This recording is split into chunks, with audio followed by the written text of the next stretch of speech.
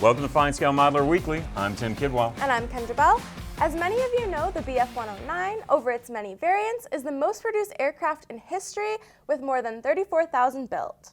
The spine of the German Luftwaffe during World War II, the 109 served in multiple roles, including air superiority fighter, bomber, and recon aircraft. Tamiya's upcoming 1/48th scale BF-109 G6 late production adds new parts and markings to a kit the company first produced in 2017. You can read our review of that kit by following the link in the description below. The kit provides markings for 5 different 109 G6s, and you'll want to choose which one you want to build before you apply glue or paint, because you'll want to follow the appropriate instructions for the individual build options from the get-go. The cockpit has plenty of detail, including instrument panel, throttle, cannon breech cover, control stick, and multi-part bucket seat. Everything fits into the cockpit tub, and a nicely sculpted 2-part pilot figure rounds it out. Tamiya reminds you that real BF-109s had recessed channels running along the top and bottom of the fuselage, so don't fill that seam in on the model. The heart of the model is its DB605 inverted V12 engine. It includes exhaust details and a supercharger. Magnets placed in the engine's core allow you to switch how you display the G6 with the cowling and the late production nose bulge, open or closed. The grooved machine gun panels are also present and part of this kit's new parts sprue. New parts also include the Erlehub canopy and a classic canopy with bulge to cover a rear view mirror. Both can be posed open or closed. There are also underwing rocket launchers in this kit. Those launchers would allow you to build a replica of Major Airman Graf's G6 flown from Wiesbaden-Erbenheim Air Base in September 1943. Other possibilities include Group Commander Gerhard Barkhorn of Group 2 JG52 south of Kharkov, September 1943. Squadron Captain Eric Hartmann 9 JG52, Romania, August 1944. And 2 versions of a Finnish fighter in June and July 1944. A beautiful decal sheet and masks for clear parts help you complete your builds. So we've all heard complaints like, oh, why are they making another insert aircraft name here? And really, these companies are in the business to sell kits, and variants, slight though the differences may be, attract modelers. And those differences are significant to modelers who specialize in a particular aircraft or vehicle. And there are worse things than having a new kit to add to your stash. A few episodes back, we looked at the all-new ICM HP-52B Mark I bomber. Click the link in the description to see that video. Now, ICM has followed up with the 1/48 scale HP-52 TB.Mk.I torpedo bomber. Using parts from the previous kit, as well as sprues developed specifically for this version and another kit still on the horizon, ICM is locking up the 1/48 scale market for this plane with definitive versions. For this kit, you'll find a new clear sprue with different frame layouts for the nose, windshield, and dorsal turret glass. Sprue H provides parts for the torpedo rack, floor and seat for the ventral gunner, and the specialized open bomb bay doors. Sprue K includes machine guns, a new instrument panel, a variant roof panel, an aerodynamic antenna, and exhaust pipes. For the torpedo, ICM turned to its World War II British torpedo and trailer kit and supplied that whole sprue. But you'll have to decide if you want the torpedo underneath your Hampden or on the trailer, because you only get one. ICM provides mask templates to help you paint the many windows. A well-printed decal sheet accompanies the kit, providing instrumentation, roundels, letters, and serial numbers. The markings appear properly registered, but you'll want to trim away the clear carrier film around the letters to avoid silvering. With those decals, you'll be able to mark one of 4 HP-52s, AT-147 in neutral gray and sky gray, number 489 Squadron, 1942. AJ-991 in brown and dark green camo over black, number 32 Operational Training Unit, Patricia Bay, Canada, April 1943. AE-261 in medium gray and dark gray camo over black, number 489 Squadron, RAF Luchars, 1943. And an interestingly stark white and dark gray AE-386, number 455 Squadron, RAF Luchars, 1943. I'm expecting to see a lot of this unusual aircraft on show and contest tables through the rest of 2026 and heading into 2027. And I hope the HP-52 is proving as popular with modelers as ICM thinks it is, as another iteration with new markings is in the offing.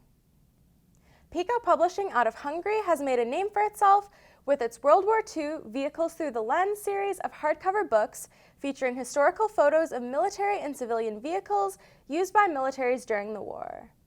The latest Through the Lens is Volume 7 by Tom Cockle, and it contains 124 pages and 6 chapters, each dedicated to photos of a particular vehicle, including the Panzerkampfwagen 38T, Panzer III Ausführung L, Panzer IV Ausführung H, Stug III Ausführung F and F8, KV-1, and Omnibus der Wehrmacht. Many of the photos have previously remained unpublished in personal collections, in museums, and governmental archives. Tom Cockle provides captions for each photo in the book for context or explaining what the camera has captured, and each image is credited for the collection owner or institution of origin. This really is the sort of book that is a generator of ideas for scale modelers, especially those interested in dioramas. My only critique has to do with design. While each chapter has a head to indicate a change from one to the next, they're not prominent, so you may find yourself suddenly looking at Panzer IIIs or Stugs and wonder, how did I get here? MPC first released its 1/25th scale 1975 Datsun pickup kit way back in 1974. And that's older than me. Hard to believe. What? What? So 1974, released as a 3-in-1, you could build it stock, as a street rod, or as an off-road racer. In 2017, Round 2 reissued the original version of that kit. That's right, and it's seen many iterations over the years.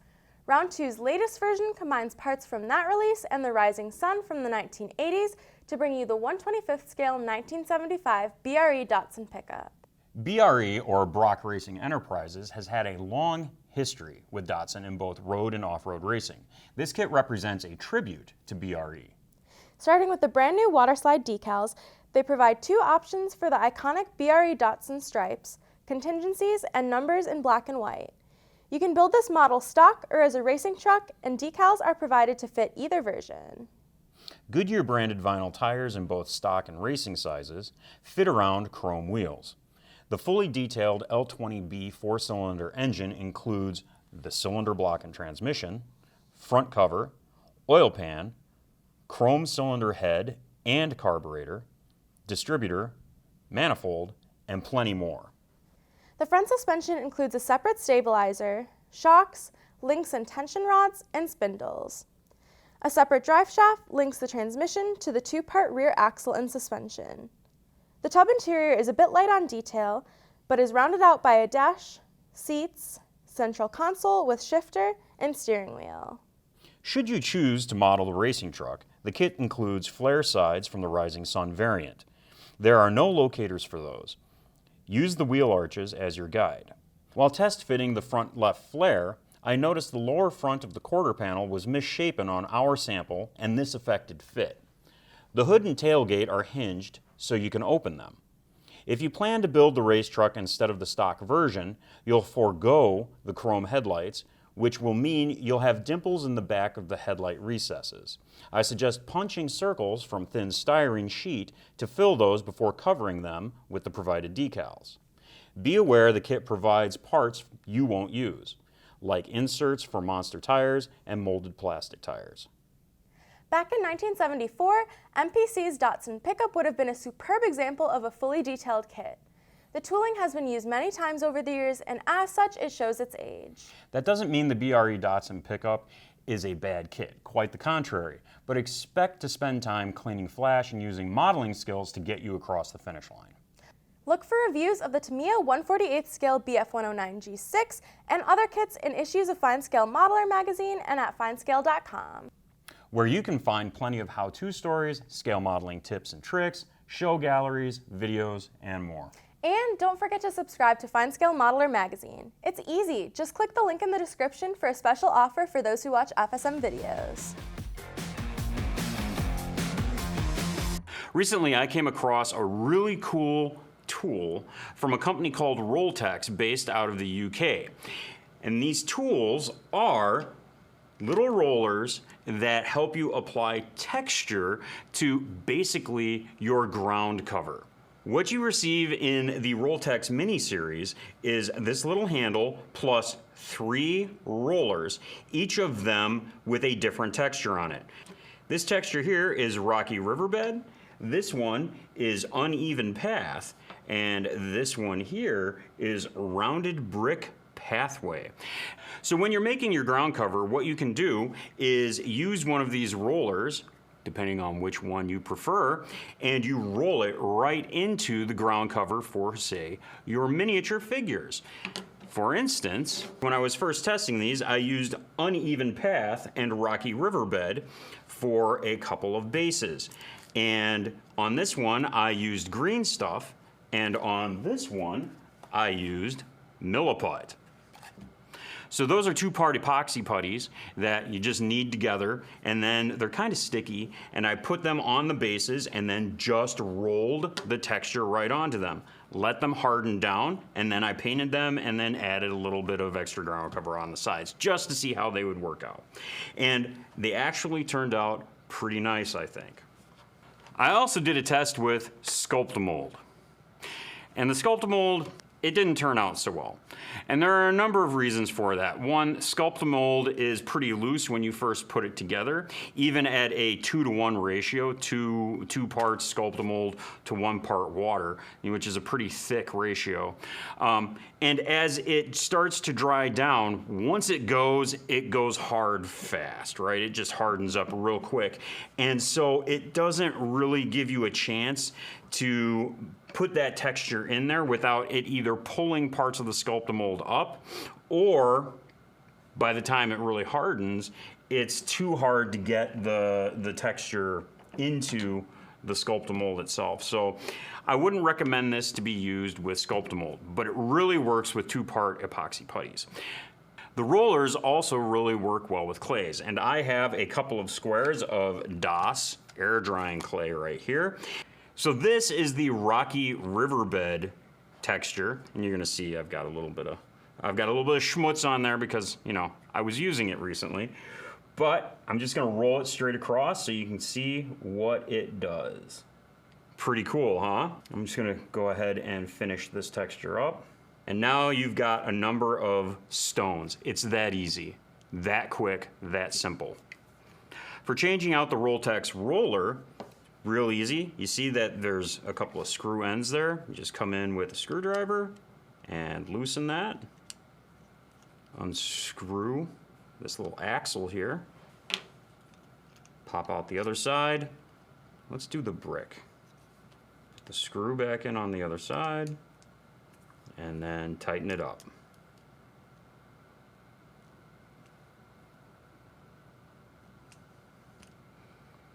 We've got brick. Rolltex also sent us its wood grain series, and these I'm really excited to give a try. They come in bumpy bark, old floorboards, I think that's what that one is, and thick knotty grain. So let's give the bumpy bark a try. We'll go right next to our brick texture. It's bumpy bark. It looks appropriately bumpy. Thick knotty grain. Oh, nice. You can see the knot there. That's cool. And then old floorboards, which is what they called me in high school. So you can definitely see the old floorboard texture that's in there. And that's gonna come out a little bit better once you start painting and you add washes and that sort of thing. So what I did notice, and you can see it here too, is that trying to apply straight lines with the roller is going to take some practice. And it's also going to take a little bit of practice to figure out, you know, how to minimize the distortion of the medium that you're working in, whether it's clay or a 2-part epoxy putty.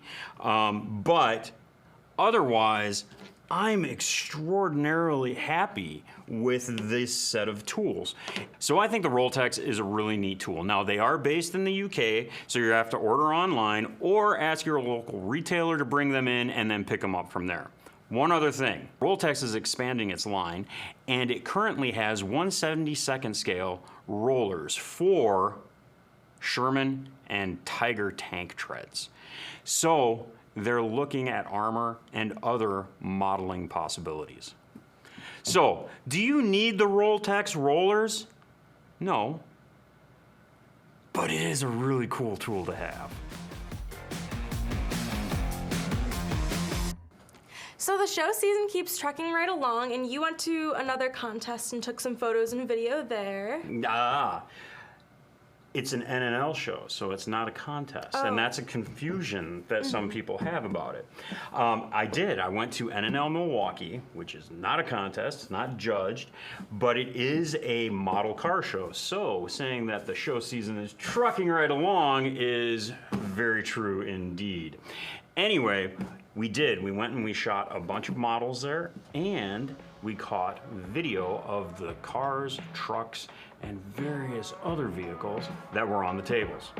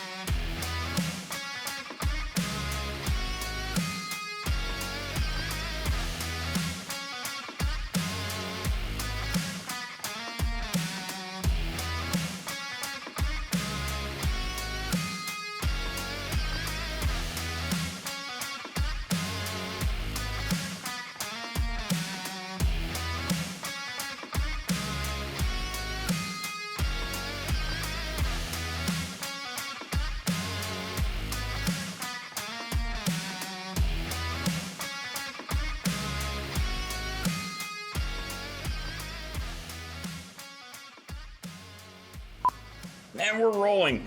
And Tim just blanks. He's recording all of this, so I mean, Okay. us just standing here. Sprued. Sprued. Oh, I'm so sorry. The sprues developed.